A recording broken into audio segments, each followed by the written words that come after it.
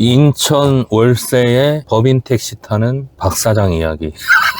마누라가 즐겨가는 그 동네 슈퍼가 있어요. 요즘에는 약간 퓨전 형식으로 슈퍼이긴 한데 약간 좀 이렇게 HMR 위주로 이렇게 하면서 야채도 조금 팔고 그런 업체들이 요즘에 많이 생겼죠. 신도시 중심으로. 엘사 다닐 때 그 현장에 있을 때 저랑 같이 일했던 친구들은 알 거예요. 제가 예전에 그런 얘기 했었어요. 핫딜 제품만 몇 개 해가지고 한 10평, 한 20평?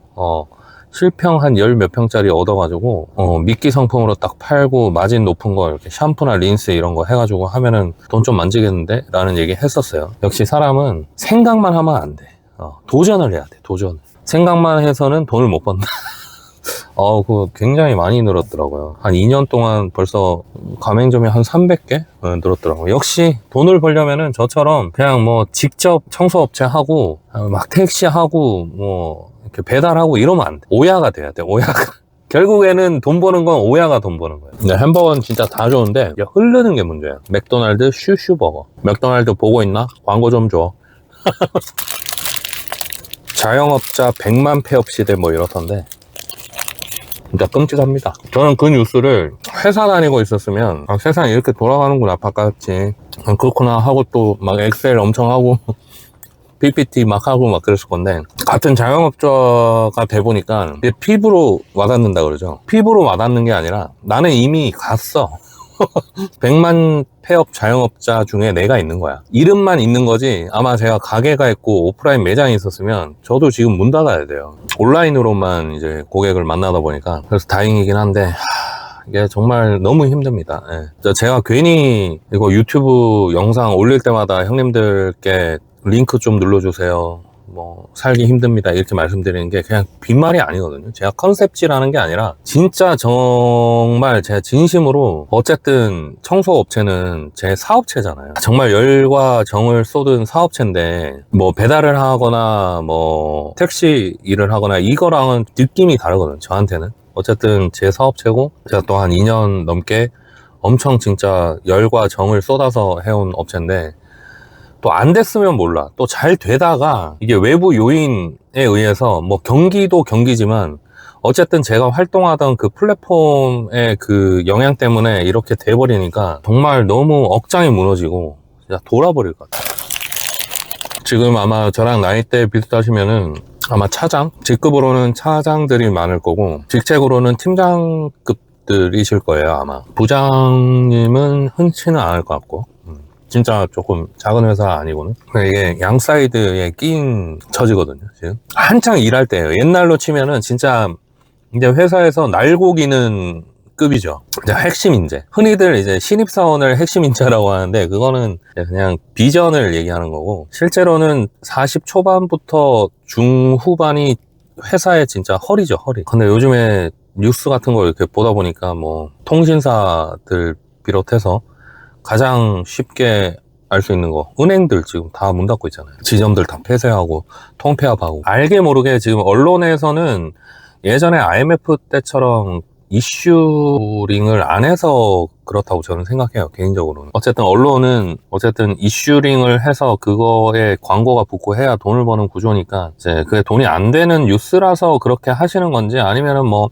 윗분에 그런 어떤 마사지가 있는지는 모르겠지만 요즘에 너무 이슈가 안 되는 것 같긴 한데 알게 모르게 이렇게 뉴스나 이런 거 보면은 심각하다.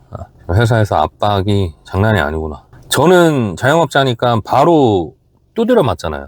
근데 이제 회사 다니다 보면 두드려 맞는 건 아닌데 하루하루가 너무 힘든 그런 부분이 있거든요. 그 내일이 오는 게 싫은 그 기분. 그리고 내 휴가인데도 일을 하고 있다거나 아니면 일은 안 하고 있지만 마음은 늘 불안한 상태. 30 후반부터 40 초중반이신 분들은 지금 그러실 것 같아요. 제가 입사할 때도 경제성장률이 3%대 막 괜히 뭔데니 하던 때였거든요. 그래도 그때는 성장을 했어요, 성장은. 근데 지금은 거의 성장이 멈춘 상태다 보니까 이게 뭐 명목 GDP 성장은 성장을 했다고 하지만 1점 몇 %였나요? 작년 성장률이? 잠정 추정치가? 1점 몇 %면 이건 성장을 못한 거죠, 사실은. 어떻게 보면. 원론적으로 따지면은 물가 상승률이 3% 4%인데 경제 성장률이 1%대라는 건 실질 성장률은 마이너스라는 뜻이잖아요. 이건 단순히 뭐 내가 임금이 오르고 안 오르고의 문제가 아니라 지금 돈 자체가 안 돌아요, 시장이. 제가 느끼기에 그래요. 제가 회사 그만뒀을 때가 2년 전이거든요. 이제 횟수로 3년 전인데 그때만 해도 막 이제 집값도 고점 찍고 내려오긴 했어도 분위기가 나쁘지는 않았고 금리도 지금보다는 낮았어요. 작년에 한국은행에서 기준금리 몇 번 내렸다고 하지만 그래도 그때가 지금보다는 낮았거든요. 실질금리는.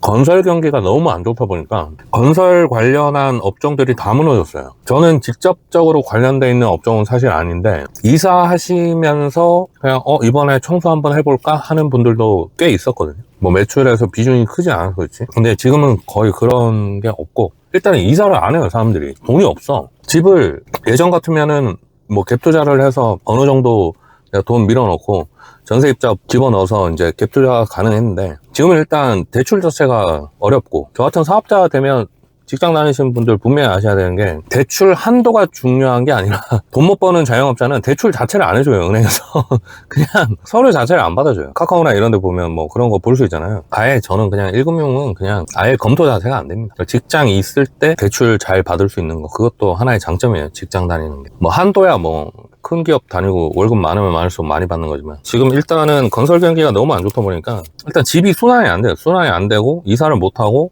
전세 대출 쪽도 건드리고 막 이러다 보니까 경기는 안 좋은데 안 좋으면 안 좋을수록 자영업자가 먼저 무너지잖아요. 돈이 안 벌리니까 전세 대출이 더더더 안 나오는 거예요. 전세를 구하기가 힘들어. 내가 전세 살다가 제가 그랬거든요. 얼마 전까지 제가 전세 살다가 지금 월세 사는데 이게 한 달에 부담하는 비용이 너무 많이 커졌어요. 회사 다닐 때 이미 그 집에 이사를 가서 제가 그 전세 대출로 이자를 한 달에 80 몇만 원 냈었거든요.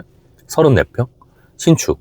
그것도 뭐 부평에 사시면 아시는 그 아파트예요. 근데 지금 제가 30년 된 아파트에 월세로 115만 원에 삽니다. 신축 84에서 30년 된 84로 오면서 월세는 오히려 더 높아진 거죠. 5월에 부담하는 비용은. 어차피 전세긴 하지만 이자를 내는 거니까 은행에 뭐 똑같은 월세라고 볼 수 있죠. 개념상으로는. 저는 개인적으로 뭐 정치에는 관심은 없는데 제가 채널에서 정치 얘기를 한 번도 꺼낸 적도 없고 그럴 필요도 없고 사실. 근데 정말 안타까운 사실은 이게 과연 지금 우리 같은 서민을 위한 정책으로 흘러가는 게 맞나. 물론 이제 집값을 잡는 것 자체는 뭐 오케이예요. 뭐 대출을 못 받게 해서 대출 한도를 줄여서 또는 조건들을 까다롭게 해서 집값을 잡는 데는 오케이. 근데 문제는 내가 살 수 있는 집이 당장에 내가 살 수 있는 집이 비용이 너무 커졌어. 왜 그러냐? 전세 찾는 사람은 많아. 시장에 원래 전세 살던 사람들은 전세를 살고 싶어 하잖아요. 계속 전세만 살았거든요. 새 들어 살 때. 이번에 월세를 처음 사는 건데 뭐 전세가 월세보다 더 좋다 이런 걸 떠나서 관념적으로 좋다 그런 걸 떠나서 일단은 무조건 전세가 월세보다 싸요. 부익남님께서 뭐 전세는 큰 돈이 묶이기 때문에 월세를 사는 게 좋다라고 하신 그것도 오케이. 그거는 사회 초년생 때 돈 한창 이제 처음 벌기 시작할 때는 똑같은 뭐 84에 살면서 그게 아니라 조금 이제 결혼하기 전이나 이제 신혼 초 때는 조금 이제 환경이 안 좋더라도 월세 조금 저렴한 데 들어가고 그 목돈을 계속 모아서 돈을 불려야 된다 그 말씀을 하신 거지 월세 전세를 딱 갖다 대놓고 절대 전세 살지 마라 이런 의미는 아니었던 걸로 저는 알아요. 전세보다는 월세가 훨씬 비쌉니다. 비용 자체가 당연한 얘기잖아요. 전세가 월세보다 비쌀 수가 없지 비용이. 근데 지금 보면 월세화가 진짜 어마어마하거든요. 저처럼 원래 전세 살다가 뭐 사업이 잘 안 돼서 아니면 직장 다니다가 그만둬서 전세 대출이 안 나와 버리니까 어쩔 수 없이 월세를 찾게 되고 그러다 보니까 월세도 엄청 뛴 거예요. 전세는 매물 자체가 너무 없고 매물이 없는데 또 전세 살던 사람들은 전세를 살고 싶어 하는 수요는 또 있으니까 전세가가 지금 뭐 여기 인천 여기만 해도 저희가 이사 나올 때만 해도 전세가가 저희 들어갈 때 대비해서 한 2년 전 대비해서 거의 한 2억이 올랐고 전세가가 물론 집값이 또 그만큼 올랐지만 저희 나오고 나서도 지금 전세가가 1억 가까이 올랐어요. 월세 같은 경우에 우리가 그때 전세랑 월세를 이렇게 계산을 하다가 왜 그 당시에 2023년도에 왜 월세를 안 하고 전세를 했냐면 전월세 전환율이 월세가 전세보다 불리했어요. 그리고 앞으로 전세가가 더 올라갈 거라는 나름의 계산이 있었어요. 저는 제 생각이 맞긴 맞았지만 너무 많이 감당이 안 될 정도로. 뭐 저도 양주에 집이 있잖아요. 양주에 집이 있는데 저도 세입자분이 있는데 저희 집도 월세가 그만큼 올랐어요. 그러니까 뭐 따지고 보면 저는 이제 그 주거 비용으로 들어가는 돈이 똔똔이긴 한데 이게 맞는 건가? 내 수입은 그대로 또는 더 줄었는데 주거 비용은 더 늘어버렸어요. 정부의 의도는 그게 아니었겠지만 그 어르신들의 의도는 집값이 너무 터무니없이 경제 성장률에 비해서 너무 막 올라가고 이런 거 때문에 그렇게 하신 거고, 실제로 그게 롤링을 한 거는 맞지만 제가 느끼기에는 그냥 대한민국에 사는 그냥 40대 그냥 나부랭이 아저씨가 느끼기에는 이상하다. 집값은 안 올랐다고 하는데 강남 이런 데 빼고는 왜 전세는 막 몇 억씩 오르고 월세는 수십만 원이 오르지? 똑같은 집에 사는데 하물며 똑같은 돈을 줘도 그 집에 못 살아. 돈을 더 얹어줘도 그 집에 못 살아요. 똑같은 돈으로는 30년 차이가 나는 아파트에 돈을 더 웃돈을 주고 지금 들어가야 되는 상황. 이게 맞나? 물리고 하면서 제가 드는 생각은 지금 사람들이 돈이 없다. 저도 돈이 없지만 내 옆집에 지금 편의점 하시는 사장님도 돈이 없고, 편의점 옆에 미용실 하시는 사장님도 돈이 없고, 미용실 옆에 정육점 하시는 사장님도 돈이 없어요. 다 돈이 없어.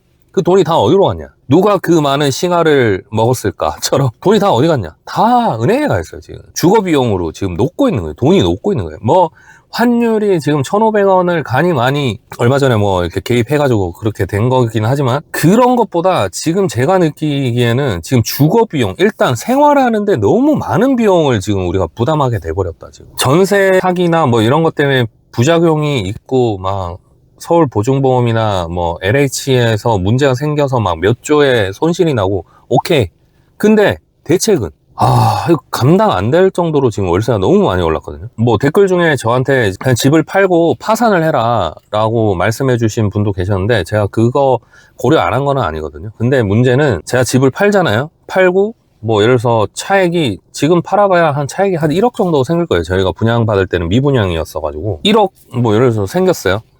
이제 비과세 요건에 들어가서 1억이 딱 생겼다. 1억으로 빚을 갚고 나면 저는 그냥 월세 사는 40대 아저씨인 거예요. 집 없는, 자가 없는. 그러면 이게 문제가 뭐냐면은 월세가 계속 오른단 말이죠. 앞으로 제 예상이 맞다면. 그러면 저는 그걸 커버할 능력이 없는 거예요. 물론 이제 빚을 갚으면 원리금이 줄어드니까 유리할 수도 있어요. 근데 문제는 뭐냐면 장기적으로 봤을 때는 시세 차익으로 생기는 그 속도, 아무리 대한민국 집값이 지금 뭐 개판이 났다고 하더라도 절대 제가 노동소득 또는 빚을 갚았을 때 얻는 그 속도로는 집값 오르는 속도를 못 따라가거든요. 그리고 제가 그 집을 계속 가져가는 뭐 이유가 또 있어요. 뭐 제가 뭐 채널에서 말씀드리기는 어려운데 하여튼 뭐 호재 그게 있어가지고 지금 어떻게든 지금 버텨내는 거고, 그리고 뭐 파산 말씀하시는 분인데 집 있으면 파산 안 됩니다. 저는 그게 두려운 거죠. 내가 집을 팔고 지금 우리가 갖고 있는 빚을 좀 갚으면 진짜 속된 말로 5억 넘는 빚 중에 한 3억 아마 제가 정확하게 모르겠는데 한 3억 언저리일 거예요. 이제 집에 들어가 있는 거예요. 그러면은 뭐 5억이라고 치면, 예를 들어서 그냥 간단하게 계산하기 위해서 5억에서 3억 빼면 2억 남죠. 그 시세 차익 1억이니까 1억 갚으면 우리 부부의 빚은 1억이에요. 그러면 지금 당장은 갚는 돈이 줄어들어서 생활이 편해질 수 있어요. 제가 택시를 막 하루에 12시간, 14시간 몰지 않아도 될 수 있어요.